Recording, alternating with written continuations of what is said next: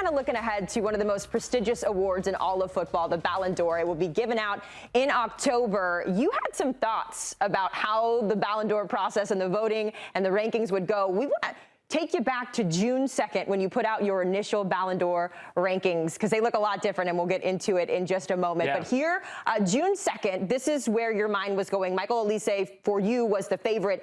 No Lionel Messi on this list at all. Kind of different from how we're looking at it right now, though. Yeah, I think this was meant to capture a moment in time because the World Cup does play such a big role in what we think of the award. I wanted to kind of capture where I was going into the tournament and before what I think ultimately are overvalued and overweighted games in the spectrum of, again, this is a period from August 1st to July 31st they were meant to take into account, but it seems like it's really only the dates of the World Cup that matter the most. So I wanted to see where I was. Olise, Vitinha, Kane, Kvaratskhelia, and Rice were my top 5 at that time. I just said it. I'm going to keep pushing the Arsenal agenda there. We love when an Arsenal player is represented. So as mentioned, a lot has changed in the 45 days since we put out this list from you. So let's talk through how it's changed. You're going to go 1 through 10. We're actually going to start with number 10 on your Ballon d'Or rankings right now. Yeah, so I went for Ousmane Dembele, who was number 6 in my previous ranking. I think he was probably a bit overvalued coming out of the club season.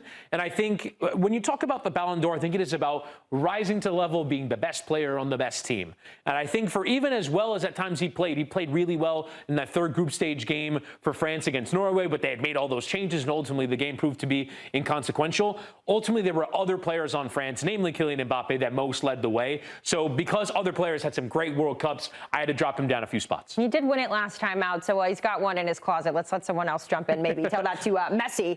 We go to number 9 here. It's interesting. Jude Bellingham here, maybe not the only Englishman on this list. We'll get to that in a minute. But no, what do you like about Jude? And if you look at the odds, Bellingham is actually rated much higher. But again, this is overvaluing of the World Cup, in my judgment.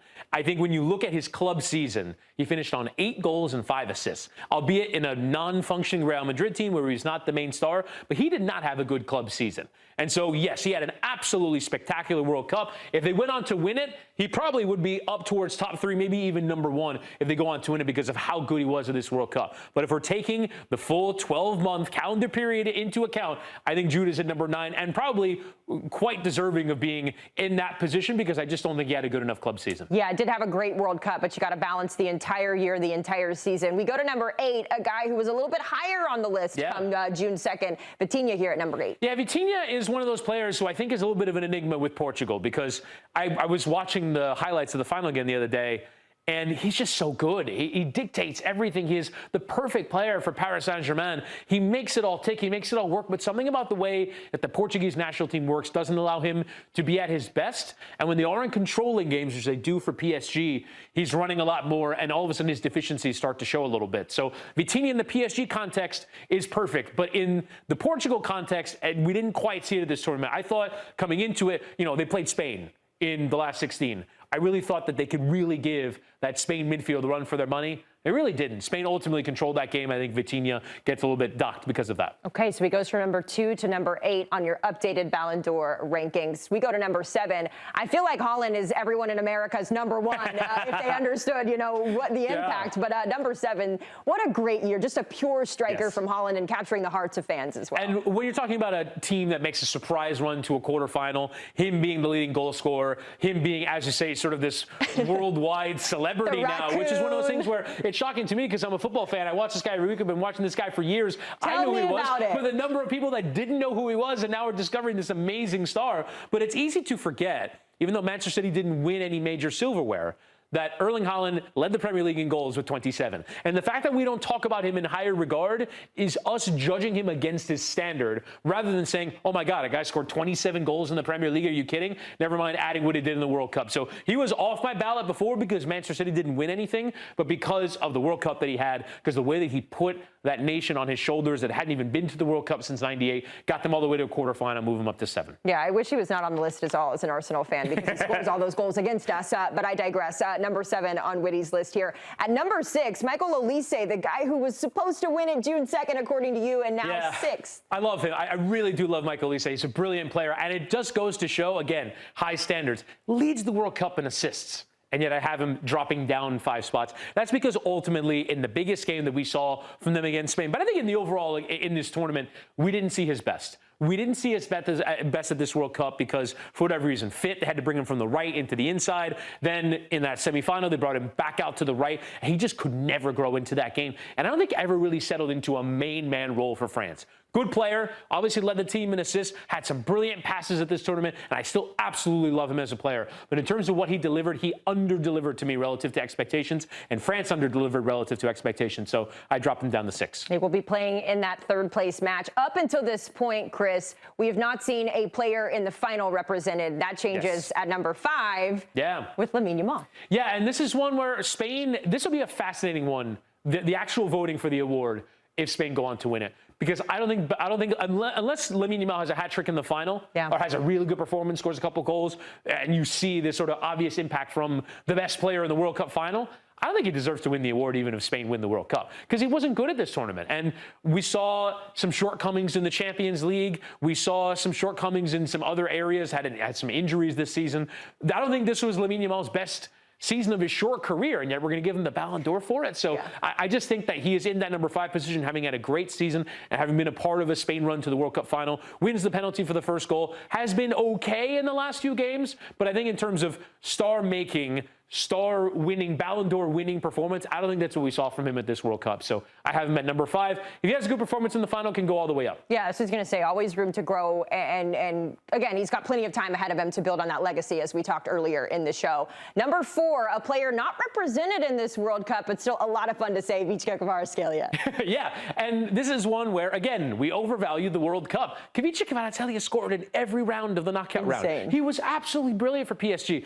Don't forget about him just because you feel bad for him. Georgia are going to have a hard time qualifying for World Cups. They got into the last Euros and actually did reasonably well, but it's difficult for him to star for his country. So I think he absolutely still deserves the recognition. He actually holds at exactly the position that I left him at pre-tournament. So I think this is, for me, valuing the Champions League, what he did throughout the club season, and saying, I'm not going to dock a guy just because he didn't play in the World Cup because his nation isn't quite of the level of qualifying out of Europe, one of the most difficult places to qualify from in the world. So I keep him at number 4, and he deserves to be. I was going to say, that goes to show how much respect he has, not only from analysts like you and I, but also around the world. He stays at number 4 based on everything that we've seen in this World Cup. All right, let's get into the top 3 here. Going to get kind of spicy. Another Frenchman represented here at number 3, Kylian Mbappé here, Chris. Yeah, and this is one where I think he would be the odds-on favorite if France went on to win it. If he performed well in that semifinal against Spain, he might even still have a shout because, again, we talked about the sort of lack of that individual for Spain.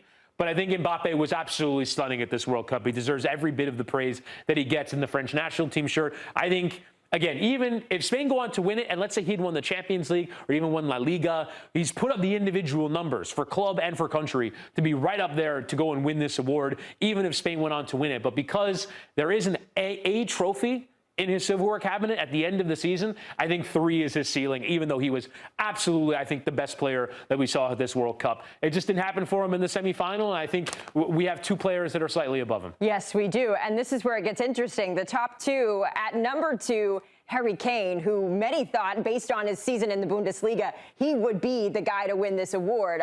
Before we talk about number 1, let's talk about number 2. Yeah, and again, I think if you go back to just the World Cup, Jude Bellingham at number 9 would be above him.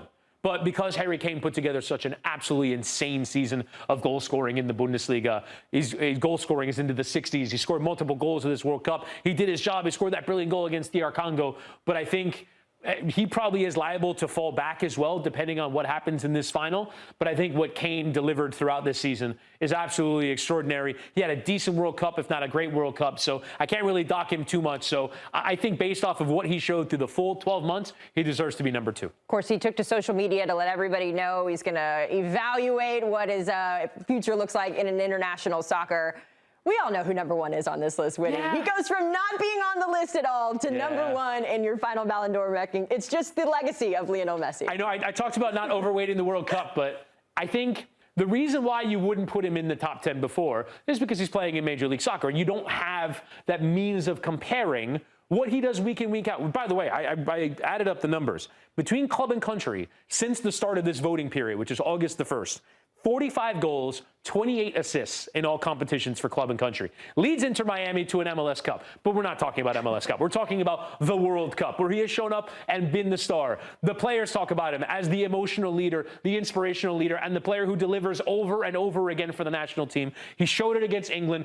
If the World Cup ended today and Argentina go on to win it, he's absolutely the Ballon d'Or winner. He delivered at this tournament over and over and over again when his country needed him the most. And if they win back-to-back World Cups, it's because of him and him only, and he remains the best player in the world, which is stunning to say at 39, which is stunning to say with a physical drop-off. He actually isn't really physically the same guy. Yeah. He still is. He has a few moments like, oh, he's 39. But you don't think that often, and he still had some England defenders on skates. He does that thing where he backs into Harry Kane, throws his butt out, and is able to ride out the challenge. It was extraordinary what we've seen from him at this World Cup.